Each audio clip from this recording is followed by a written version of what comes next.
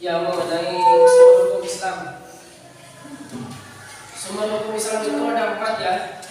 Yang pertama Al-Quran, yang kedua hadis, dan yang akan bahas sekarang yaitu ijma dan qiyas. Kenapa di dalam Islam harus ada sumber hukum? Kenapa enggak asal gitu? Jawabannya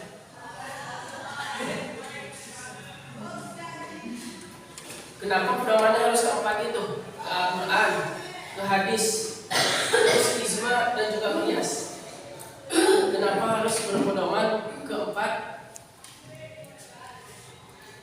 ajaran Islam tersebut, sumber hukumnya?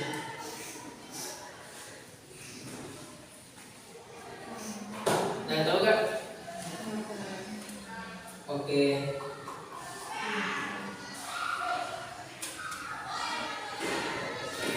Untuk sumber hukum Islam memang penting bagi kehidupan manusia di dunia ini. Kita tidak bisa asal hanya sebatas hidup tanpa ada sumber hukum dan ketentuan dari Allah Subhanahu wa taala yang telah memberi kehidupan kepada kita.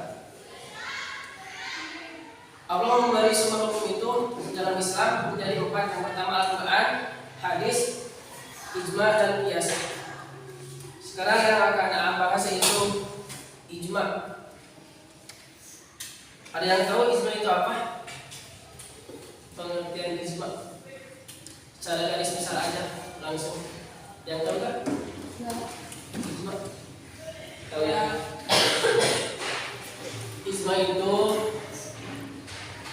kesepakatan para ulama untuk menetapkan suatu hukum dalam beragama berdasarkan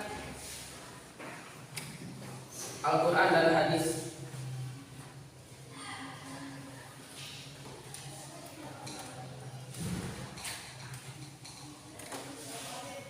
Terus untuk kedudukan ijma itu sendiri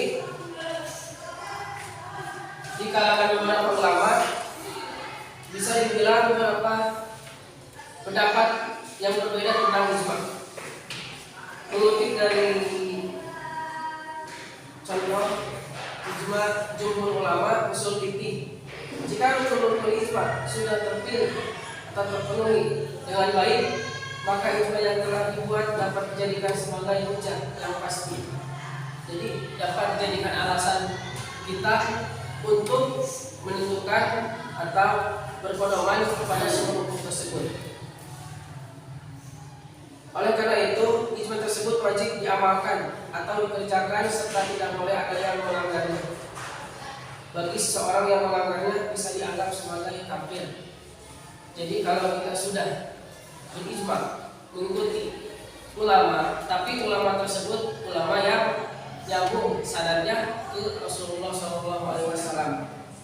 Jadi menafsirkan Al-Quran, hadis itu oleh ulama-ulama tafsir terkenal. Yang harus kita ikuti itu seperti yang tafsir terkenal ulama tafsir Ibnu Katsir yang menafsirkan Al-Quran sangat terkenal. Terus ijma terbagi into beberapa bagian. Yang pertama ijma al-sukuti.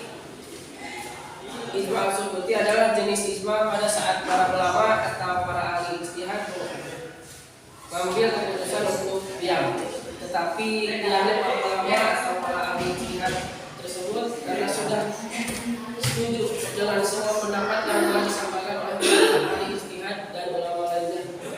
Terus untuk ijma al-sari. Ijma al-sari adalah jenis ijma yang dimana para ulama dan ahli ijtihad masing-masingnya menyampaikan pendapat terkait dengan permasalahan yang secara terjadi, baik itu disampaikan dengan lisan atau secara tertulis. Terus untuk contoh ijma, supaya lebih memahami apa itu ijma, maka kita perlu contohnya ya. Yang pertama, kesepakatan para ulama dan mujtahid atas diharamkannya bagi, kan udah jelas ya itu sesuai Al-Quran dan hadis bahwa bagi itu haram bagi seorang muslim. Jadi kita tidak bisa melanggar, tidak bisa membuat ijma sendiri menghalalkan babi itu. Jadi sudah jelas dari ulama terkenal juga bahwa babi itu haram untuk dimakan bagi seorang muslim. Terus kita masuk ke kias. Kias adalah salah satu dari 4 sumber hukum Islam yang sudah disepakati para ulama dan bid'ah. Adapun ketiga sumber hukum Islam lainnya yaitu Al-Quran, hadis dan ijma. Cara bahasa kata kias berasal dari akar kata kosa yukisu, kiasun yang berarti pengukuran. Selain itu, secara bahasa kias berarti suatu tindakan untuk mengukur suatu hal atas peristiwa yang terjadi.